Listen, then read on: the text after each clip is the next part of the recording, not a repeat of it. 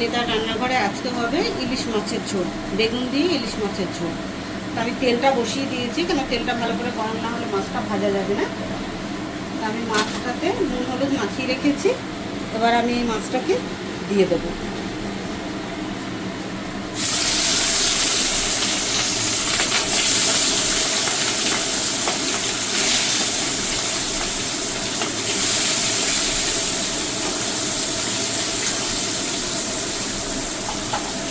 মাছটাকে একটু হালকা করে আমি ভেজে নেব।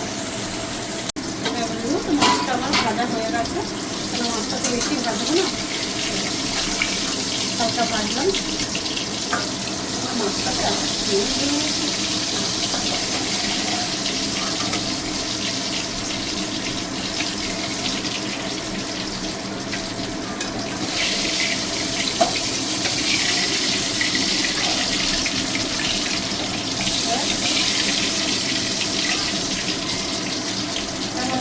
মাছের তেলের ভিতরে আমি দিয়ে দেবো বেগুন।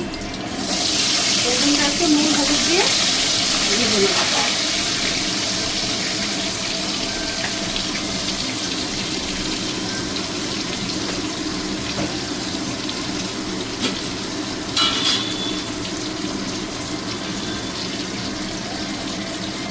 সামান্য হলুদ দিব, এবার একটু হালকা আমি বেগুনটাকে ভেজে নেব।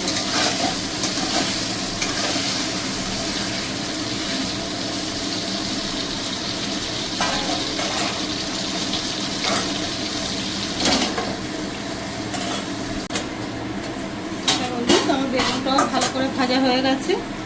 এবার আমি বেগুনটাকে তুলে নেব।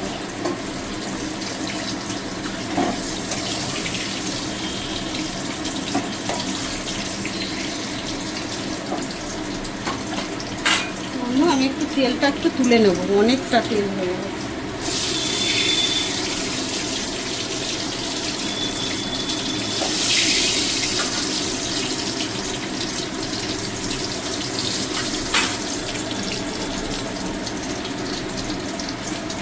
এবার আমি একটু কালো জিরে ফোড়ন দিয়ে দেবো।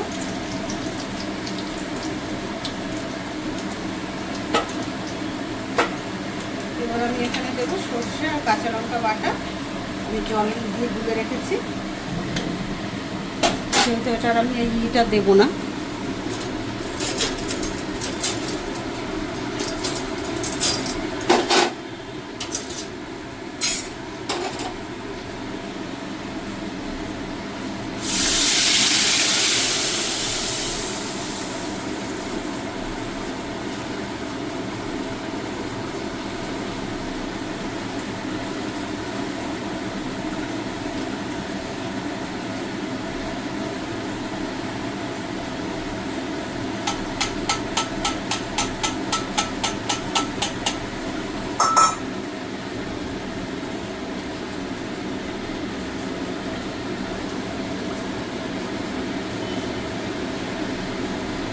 সর্ষেটা আর দিলাম না, এটাতে গ্যাস হয় বেশি, তো ওইভাবে দিলে।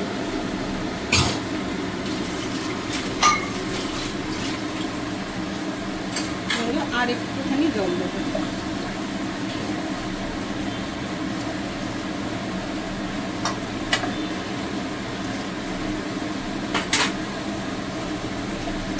এবার এটা ঝোলটা পরিমাণ মতো আমি নুন দিয়ে দেবো।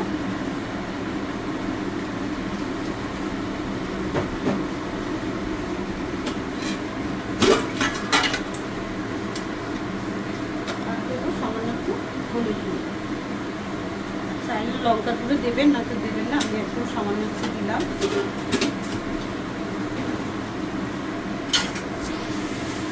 এটাতে আর তো কিছু দেওয়ার নেই। এবার আমার ঝোলটা একটু ভালো করে ফুটে যাক, তারপর মাছ আর বেগুন দেবো।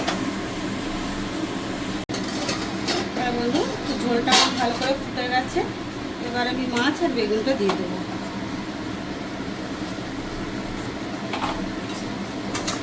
সব কিছুই ভাজা আছে, বেগুনটাও বেশিক্ষণ আর লাগবে না।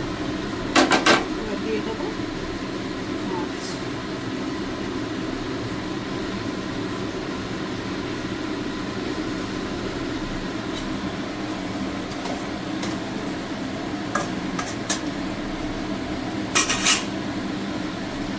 বন্ধু, তার 5 মিনিট ফুটে গেলেই আমার সবজিটা রেডি। মাছের ঝোলটা সব কিছুই হয়ে গেছে, মাছের ঝোলটা আমার রেডি। গ্যাসটা আবার বন্ধ করে দেবো।